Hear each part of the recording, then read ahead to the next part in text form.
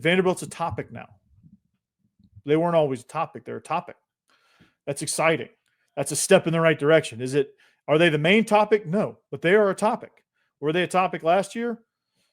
No, other than like Clark Lee was going to be the first coach fired. That was about the only topic last year that they were talking about Vanderbilt.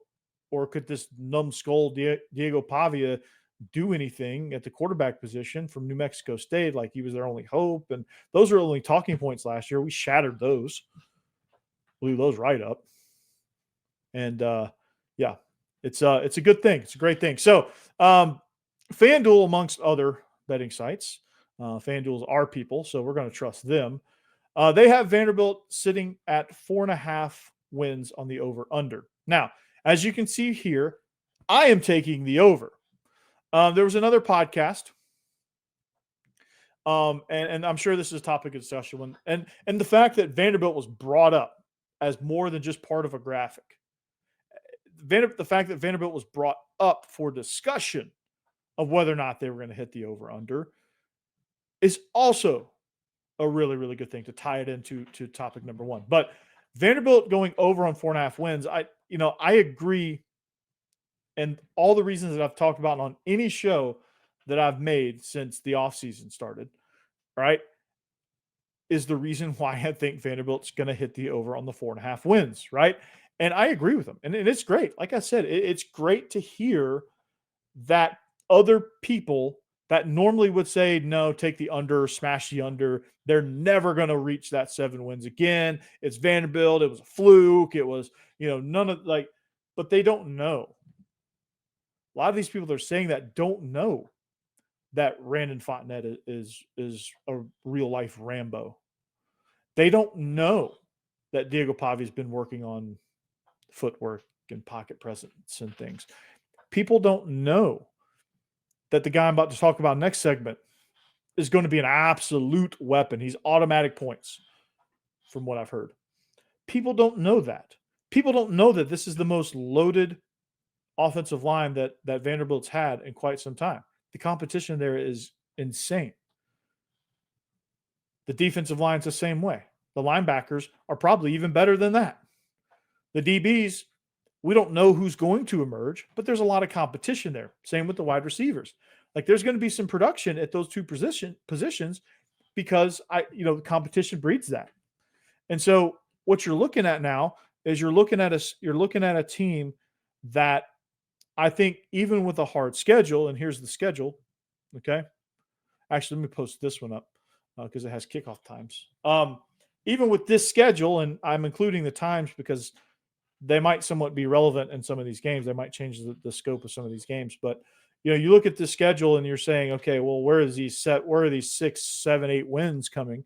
And, I think that, all these teams are obviously better. But, Virginia Tech, I think, honestly, they're going to take a step back from last year. They were 6-6. I think this is kind of a make or break year for Brent Pry, and I'm not so sure that they're heading in the right direction. South Carolina, you lose Kyle Kennard. Is Dylan Stewart really the guy, or was he benefiting from Kyle Kennard? We'll find that out.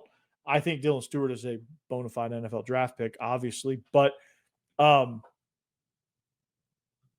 we don't know the rest of the defense around him. We don't know if Dylan Stewart's going to have similar opportunities because of the talent that was left around him. Like, I don't know what the dynamic of that defense is going to look like this year.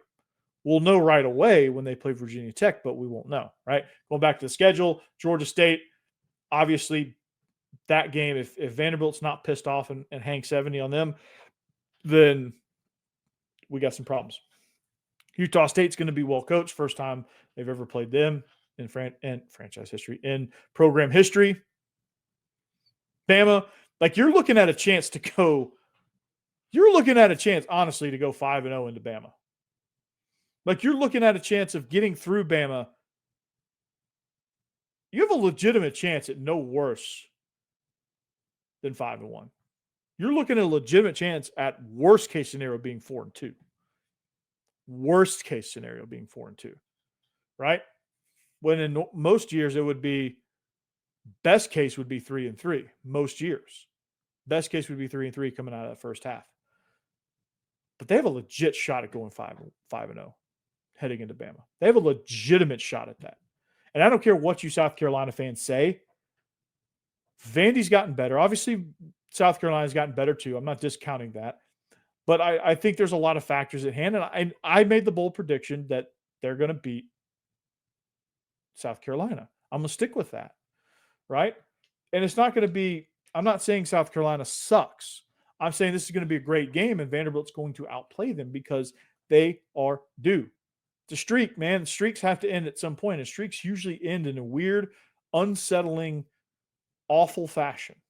Any sort of winning streak usually ends in the worst way possible. That's usually how they end. So it's going to be some ugly win. There's going to be, whatever. But like, you could hit the over in the first 5 games. Like, that's a legitimate possibility. So I'm very much in favor of that. I'm glad people are starting to kind of see that Vanderbilt is not the same old Vanderbilt, and people are starting to see that maybe this 4.5 wins might be a little too low. All right, Las Vegas, if you're listening, the win total's 2.5. That's for you, Vegas. The win total's 2.5, Vegas. Vandy's not going to win more than 3 games. That was for you, Vegas. All right. For everybody else, take the over. Right?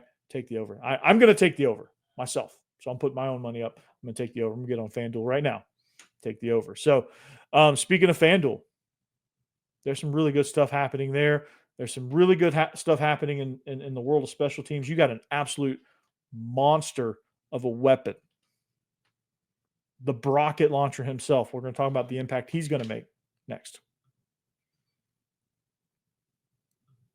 Yeah, that's right. I said FanDuel. You got it. August 26th is officially FanDuel Futures Day. Did you know that? It's a new holiday. It's a holiday. Every day's a holiday. For football fans who live for bold predictions and preseason hunches. Just for just 24 hours, FanDuel is giving you deals on NFL season predictions. So whether you're calling for MVP, eyeing long shot division winners, or ready to crown your Super Bowl champ before week 1 even kicks off, this is your moment. All right. So take a flyer on the MVP race, man. And guess what? You should take Josh Allen. Mr. Hard Knocks himself, Josh Allen. Crown your champion in August. That's a tougher one. I'm going to say Philly. Philly's going to beat Buffalo. That's what's going to happen. Or parlay your division winner dark horses like the Falcons. I don't even know if they're a dark horse. I don't know if you consider them a dark horse, but Michael Penix is going to have a monster year. So visit the FanDuel app today and start planning your future bets now, because future day is one day and one day only. FanDuel, play your game.